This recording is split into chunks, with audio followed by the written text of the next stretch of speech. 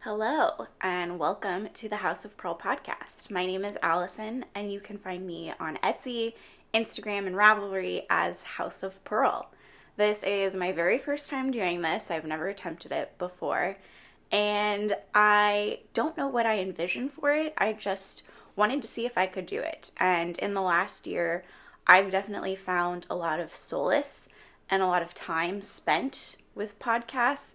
And so I just wanted to see if I could do it for myself. New year, 2021, it's a big one, and new adventures. So I have no idea if this is gonna see the light of day, if it's gonna be just not worth it, but we'll see where it goes. And hopefully I don't lose my nerve and I actually post this.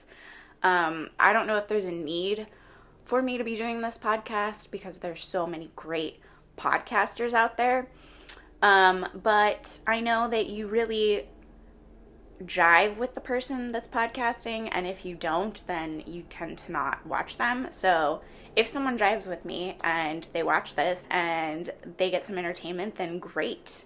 So thanks for joining me. I'm coming to you from sunny San Diego, where I live with my husband and our 2 dogs. Cyrus is a pit bull mix, and Sully, who we just got like 2 months ago, is a little German Shepherd Terrier mix. I don't know, he's adorable and crazy, and he pees all over the place. But I have a lot of fun with my life, and my husband is in the Marine Corps. He's a pilot, so we get to move all over the place, and we are currently in San Diego, which is fun because we're both from Northern California, so it is good to be back in our home state. So I have been knitting since I was 11, but I wasn't really involved with the knitting world. I didn't even know that there was a knitting world. I just kind of thought that knitting was like an isolated individual personal event. It was a hobby, and I didn't really know that you could actually like go to fiber festivals and like meet other knitting people and have like a knitting club. And I discovered that when I was out in North Carolina, and I was pretty isolated from everyone out there. We didn't really live by any large cities. So I didn't really get to feel like I was incorporated in any type of community. And I discovered a audio podcast, and that's how I really started to learn a lot about knitting, because I knew how to knit, but I didn't know a lot of the techniques, and I didn't understand that I was ignorantly like, wow. And so I found some knitting needles and yarn in the basement of my grandparents' house and taught myself to knit from like a book and articles online because YouTube wasn't a thing. And so that's been really interesting. I've just been knitting kind of like disconnected from everyone and not really aware that there was this entire other world. It wasn't until I started listening to podcasts and watching people do a podcast where I learned so much. Previously, I was just doing scarves and like blankets, which this is a blanket that I did before I found the knitting community, and I'm very proud of it. But it's done from yarn that I got at Michael's. Totally fine. Nothing wrong with that. But I just didn't even, I didn't know anything about it. I was just like, oh, there's a number on it that tells you what size needle you should be using. And that's what I went off. I just would knit a little bit, and then I was gauge swatching and not even realizing it. And then I would do the math of how long I wanted the blanket to be. So how many stitches should I do? And if I do a cable, how much space does that take up? And do I need to account for that? So I was definitely an adventurous knitter, but just because I didn't know any other way. And flash forward to last year, I learned there's different weights, there's different fibers, the wool that your yarn is made up of changes the characteristics of it. I had no idea. And the very first podcast that I listened to, the Knitmore Girls, And I learned so much. The first few episodes, they were talking about stuff, and I just didn't even know what was going on. So it's been a fun journey, and I have found the few podcasts that I am obsessed with. I go through their backlog. I start at the beginning and I just watch every single episode. But because of that, I really appreciate the podcast community, and I know that it's a large one and people are always entering into it. I don't know if this is going to be something that I do regularly, but I just thought that it would be cool for me to come on here and sort of show off what I've done, what I'm planning on doing as I'm learning, because I am learning a lot. So hopefully there's some people out there that want to learn along with me. Also coming up in this year, I really want to do a handmade wardrobe. I want to start on that. I want to teach myself how to sew. I do know how to sew. I learned in high school, but I haven't done any type of sewing since then, and I'm turning 30 this year, so it's a big year for me, and I'm just excited to learn all of the things.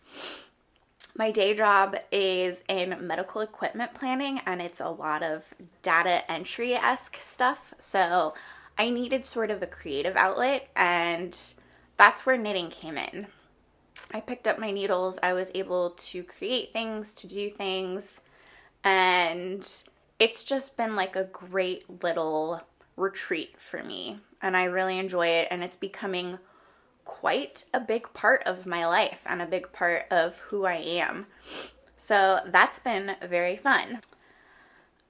So I guess I should now talk about what I have made. A funny thing I want to talk about is when I talked about how I started off as an isolated knitter, I had been knitting twisted the entire time that I'd been knitting. I had sold items off of Etsy, and I didn't learn until 2020 that I was knitting the wrong way. I would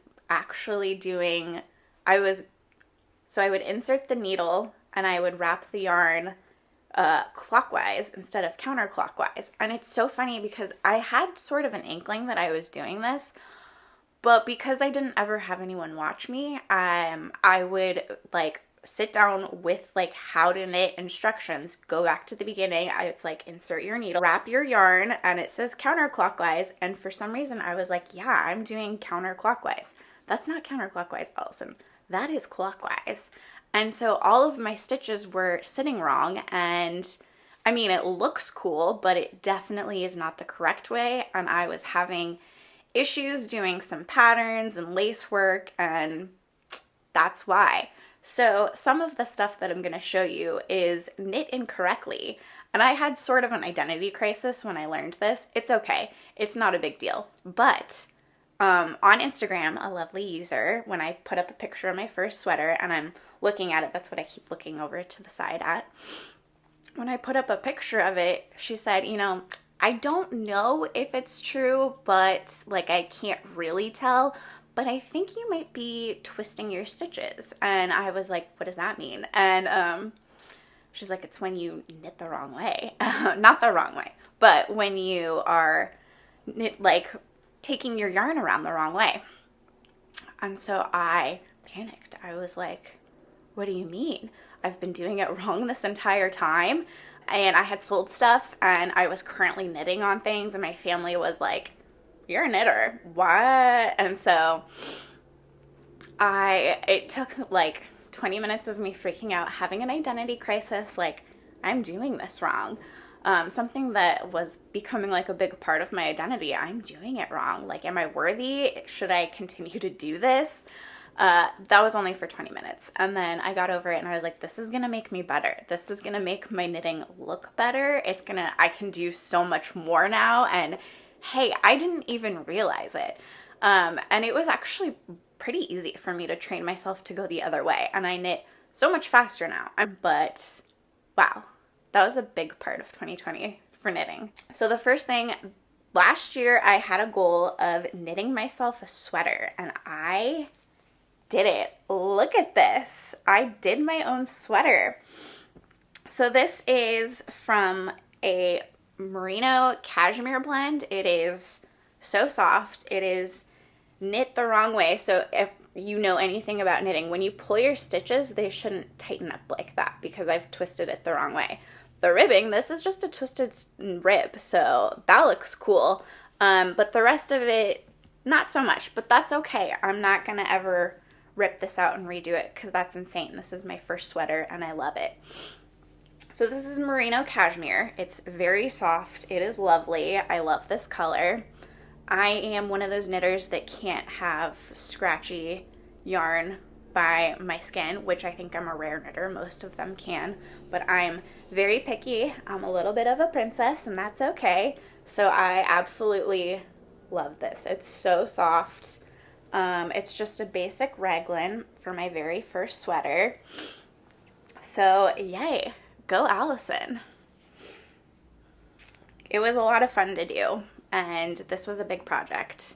And I can see myself doing more sweaters, definitely. I'm like itching to do more, but this yarn was very expensive, and I don't know if I want to really invest in a ton of quality yarn because I'm still learning things and I want to be able to sort of like throw stuff on and go. Also, I live in San Diego and you don't really need a sweater ever. So yeah, so there's that. I have an Etsy shop and it's basically just to keep my knitting hobby alive. I'm not trying to like make a living off of it. And also I just kind of like knit things that I want to knit, and I don't need to keep all of the knits that I make. So I hopefully get to sell them to people, and then I get the cost of the yarn back and a little bit more so that I can go and make more cashmere sweaters for myself. But this is a failed foster creation, right? So this is a beautiful beanie. I don't know if it's getting the color correctly, but I mean, wow, look at that. So this is just a basic stockinette beanie. And the yarn is this beautiful rainbow color. I saw it in the store and I was just like, yes, you're gonna come home with me. I knit it up and I was like, yeah, I can sell this. Like, that's gonna be so pretty. That's gonna be so fun to sell, right? And then I kept going to post it and I was like, no, maybe I shouldn't. So then I decided to keep it. And there's an example of a very straightforward hat that I've made, and I have a lot of them on Etsy. That's primarily what I sell.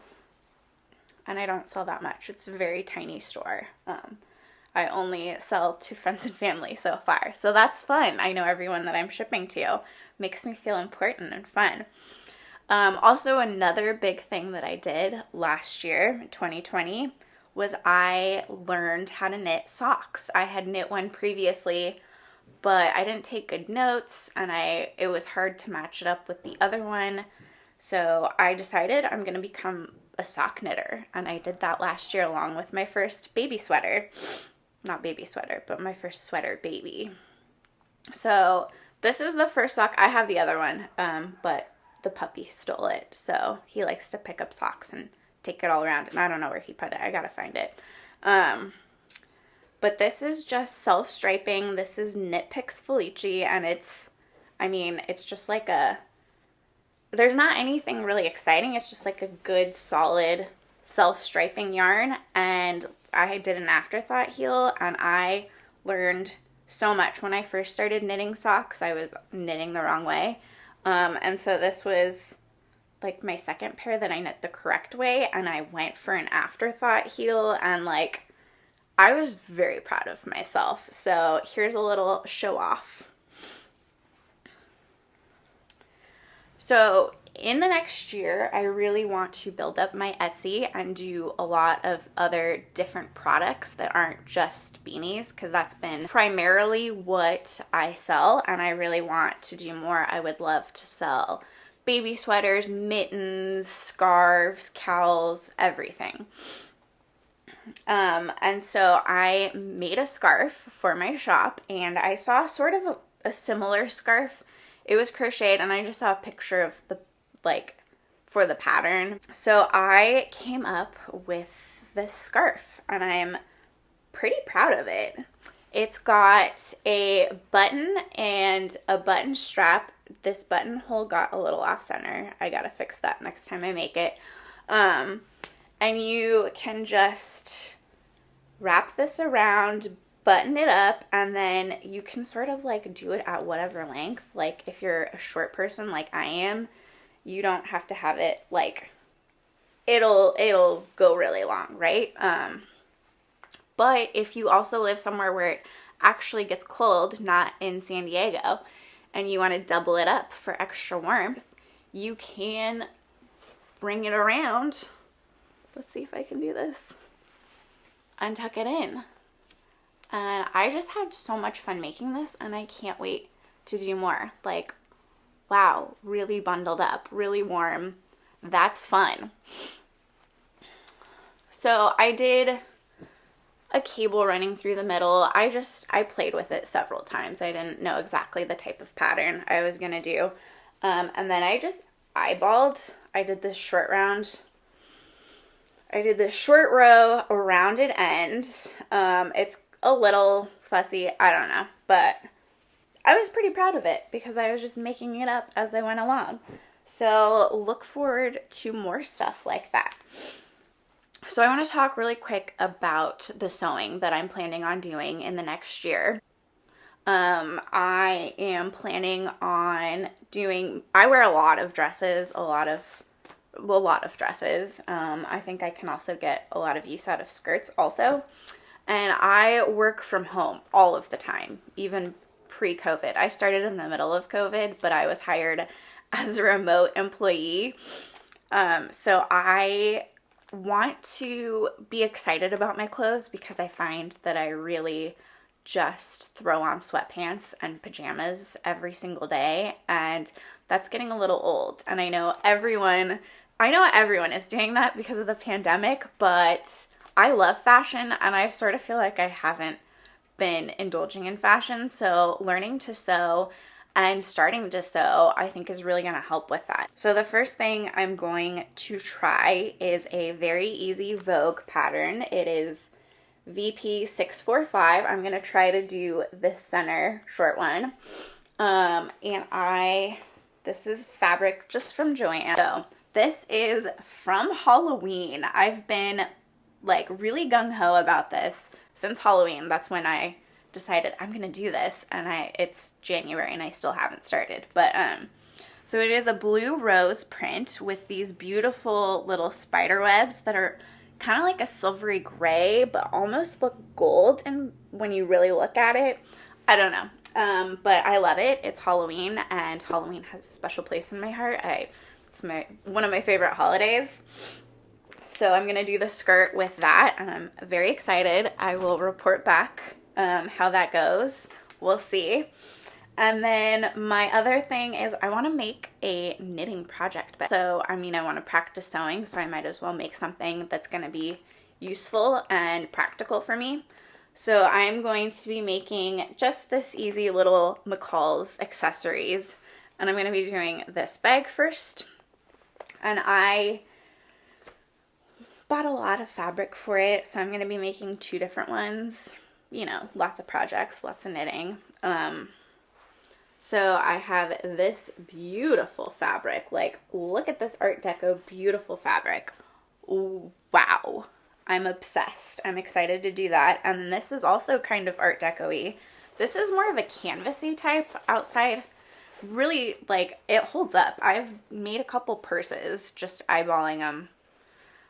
Casual. You just eyeball some purses. I made them for my mom where it was knit on the outside and then I did a lining on the inside. And she carries her purses, throws stuff in them, pens, lots of stuff. So I wanted it to be really sturdy.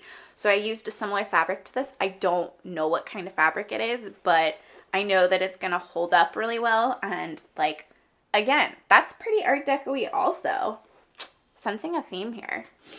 But we shall see. So I might document a little of that. I might not. Probably not, because it's going to be kind of messy and ugly to begin with. So Yeah, thanks for sitting and chatting with me for a little bit. Hopefully, this sees the light of day. I would love to have that happen.